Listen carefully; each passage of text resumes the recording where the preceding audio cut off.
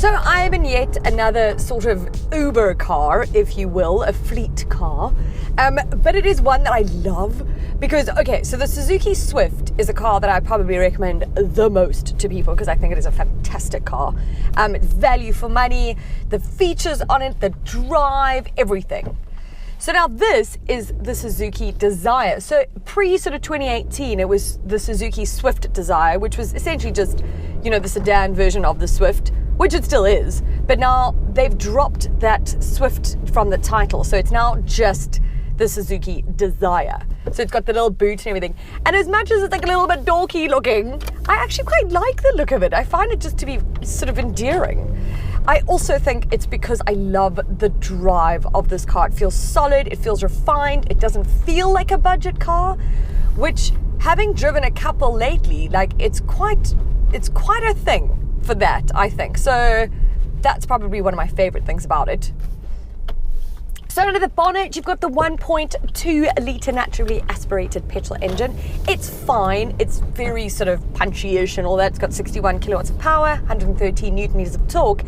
It's just like on an incline, a steep incline, you know, you kind of have to really work this 5-speed manual, you know, to get the most out of it. And in fact, I've had many an Uber driver where I sort of want them to quickly down gear because to get a little bit more oomph. Because if you just sort of go up in second, you might struggle a little bit. Especially if you've got a load of stuff in the boot, which is the whole reason for this car. It's why it can be a Uber car. I've just realized I'm in the wrong road. What road am I in? Told you it's been a long morning.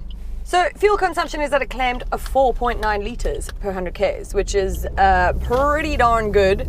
That's the thing with the sort of light engine, light car, small engine, etc. So that's fab.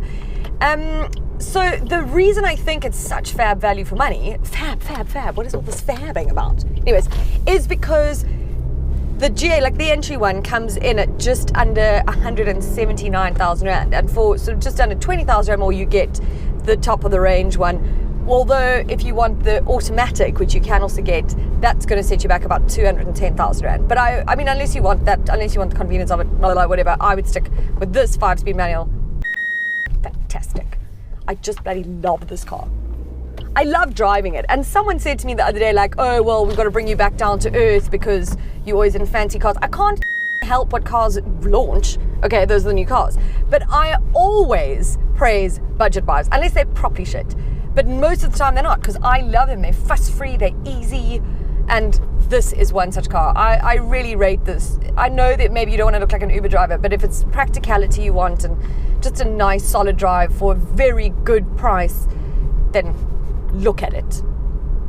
There is one weird thing about this, one of the features. It has a bloody CD player.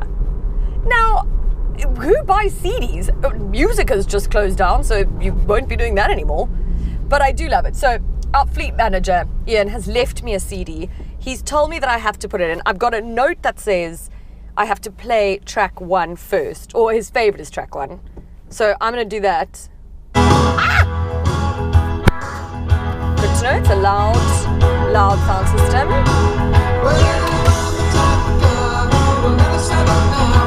Like I said, there's so many sort of features because it just makes such good value for money sense. So you've got the GA or the GLA. No, you don't. You've got the GA or the GL. What is GLA? I think that's it. Oh, that's a Merc.